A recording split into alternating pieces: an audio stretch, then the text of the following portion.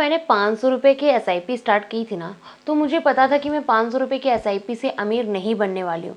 लेकिन उसने मेरे अंदर एक डिसिप्लिन लेकर आया और उस डिसिप्लिन के थ्रू मैं हर महीने 500 रुपये बिना रुके डिसिप्लिन के साथ इन्वेस्ट करती गई। और समटाइम्स पता है क्या होता था कि जब मार्केट में किसी तरीके का कोई न्यूज़ आ गया, कोई इम्पैक्ट आ गया, कोई इलेक्शन आया, उसकी वजह से जब मार्केट डाउन जाता था ना, तो मेरा पोर्टफोलियो भी रेड हो जाता था और मैं डर कर घबरा जाती थी कि मुझे लगता था कि क्या मुझे इसे सेल कर देना चाहिए, कहीं मेरे पैसे, जैसे मान लो अगर मैंने अपने 500 रुपये इन्वेस्ट कर रखे एग्जाम्पल के लिए, तो वो घटकर अगर 250 रुपये हो जा रहे हैं, 250 रुपये रेड दिख रहे कि चले गए, तो मैं डर जाती थी। मुझे लगने लगता था कि अरे भाई, मेरे पैसे डूब जाएंगे क्या यहाँ पे, ये सेफ़ है या नहीं। लेकिन मैंने इस चीज़ को स्ट्रिक्टली फॉलो किया एंड मैं घबराई नहीं। जब मार्केट नीचे भी गया उसके बाद भी मैंने कंटिन्यू रखा इस चीज़ को। फिर जाकर उसने कुछ टाइम के बाद अपना चेंज दिखाने को शुरू किया, चेंज दिखने लगा मुझे। देखो, आप ना इन्वेस्टमेंट स्टार्ट करो तो आप 2 तरीके से इन्वेस्ट कर सकते हो। पहला, आप खुद से रिसर्च करना चाहते हो, अगर आप एक्सपर्ट हो तो आप खुद से रिसर्च करो, खुद से एनालिसिस करो कि आपको अपने पैसे को कहाँ रखना है, किस रेशियो में रखना है, कितने टाइम के लिए रखना है, ठीक है। बट अगर आप एक्सपर्ट नहीं हो ना, आप एक बिगिनर हो, तो आपके लिए बेस्ट है कि आप एक म्यूचुअल फंड सेलेक्ट करो एंड उसमें इन्वेस्ट करो, ठीक है। क्योंकि उससे होगा क्या, आपके बिहाफ में आपका फंड मैनेजर काम करेगा।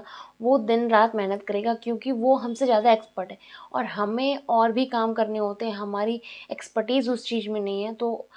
तो जिसकी एक्सपर्टीज़ है उस चीज़ में, वो अगर काम करेगा तो वो एक अच्छा रिजल्ट लेकर आ सकता है हमारे लिए।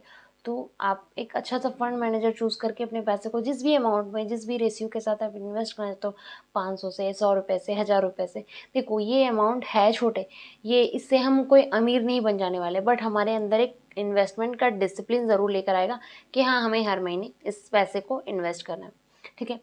तो अब इसमें भी 2 तरीके से इन्वेस्ट कर सकते हो, म्यूचुअल फंड में भी, कि आप एक एसआईपी कर सकते हो। एसआईपी यानी सिस्टमैटिक इन्वेस्टमेंट प्लान।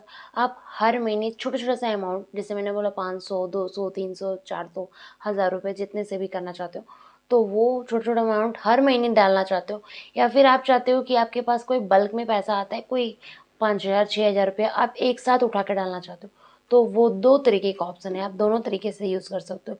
तो मेरे लिए बेस्ट, आपके लिए मैंने ये स्टार्ट किया जस्ट एसआईपी के थ्रू, हर महीने छोटा-छोटा सा अमाउंट करके, ठीक है। अगर आप चाहिए तो लमसम भी कर सकते हो, जो कि एक बार उठा के डालना है तो, बट वो टोटली आप पे डिपेंड करता है।